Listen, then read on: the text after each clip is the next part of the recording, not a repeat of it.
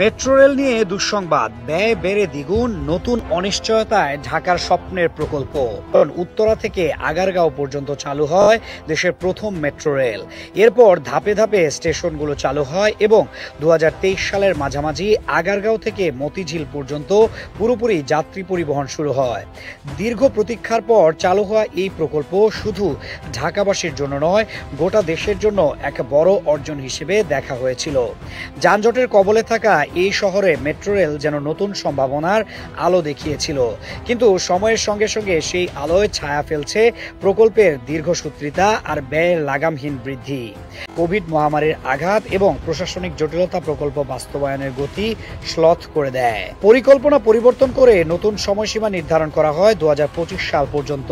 অর্থায়ন রয়েছে বাংলাদেশ সরকার এবং জাপানের আন্তর্জাতিক সহযোগী সংস্থা জাইকা। মোট ব্যয়ের প্রায় 58.78% দিয়েছে জাইকা এবং 41.22% দিয়েছে বাংলাদেশ সরকার। শুরুতে প্রকল্প ব্যয় ধরা হয়েছিল 21,985 কোটি টাকা, কিন্তু প্রকল্প সম্প্রসারণ এবং নানা কারণে ব্যয় বেড়ে দাঁড়িয়েছে প্রায় 33,500 কোটি টাকা। যদিও জাইকার ঋণ অত্যন্ত স্বল্প সুদে নেওয়া হয়েছে, তবুও সময়ক্ষেপণ ও ব্যয়ের ঊর্ধ্বগতি নিয়ে সমালোচনা দিন দিন বাড়ছে।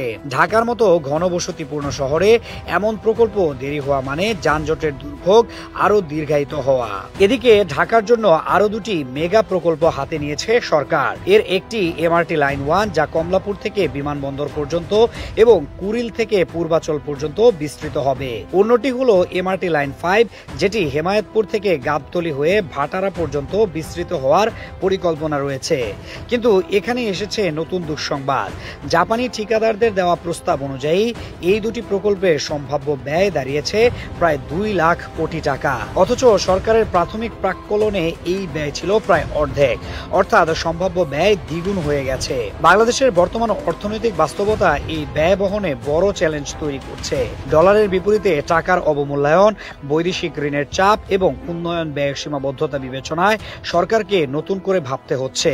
সম্প্রতি সাবেক গভর্নর ডক্টর সালেউদ্দিন আহমেদের নেতৃত্বে একটি প্রতিনিধি দল জাপান সফর করে জাইকার সঙ্গে ব্যয় কমানোর বিষয়ে আলোচনা করেছে। তবে আলোচনার ফলাফল এখনো পরিষ্কার নয়। সরকার ইঙ্গিত দিয়েছে, জাইকা যদি যৌক্তিক ব্যয়ে কাজ করতে রাজি না হয় তবে বিকল্প অংশীদার খোঁজা হবে, অর্থাৎ উন্মুক্ত দরপত্রের মাধ্যমে অন্য কোনো দেশ বা প্রতিষ্ঠানের সহযোগিতা নিয়ে প্রকল্প বাস্তবায়নের পথ খোলা থাকবে।